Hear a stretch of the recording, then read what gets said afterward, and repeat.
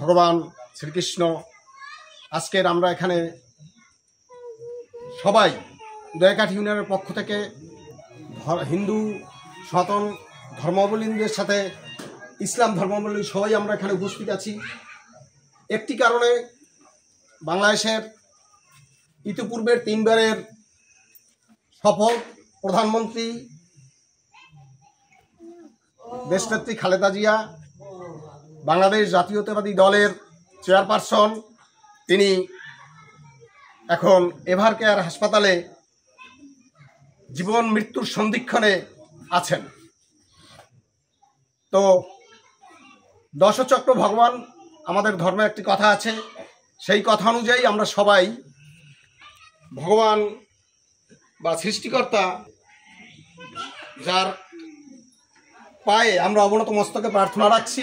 সকলে মিলে সমস্ত ধর্মের লোক আমরা এখানে উপস্থিত আছি। সবার উপরে মানুষ সত্য, তাহার উপরে নাই, সেই সূত্র ধরে আমরা এখানে সবাই উপস্থিত আছি।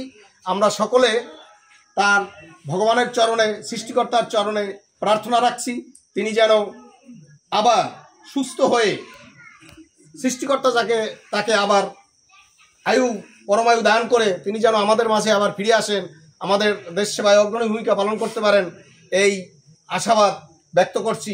এবং সে কারণে আমরা ভগবানের কাছে অবনত মস্তকে 1 মিনিট যার যার ধর্ম অনুযায়ী, যার যার পিতামাতার নাম স্মরণ করে, যার যার গুরুদেবের বা যাকে আমরা মানি আল্লাহওয়ালাকে স্মরণ করে আমরা 1 মিনিট নীরবতা পালন করব। এবং দেশনেত্রী বেগম খালেদা জিয়া জীবন মৃত্যুর সন্ধিক্ষণে আছেন।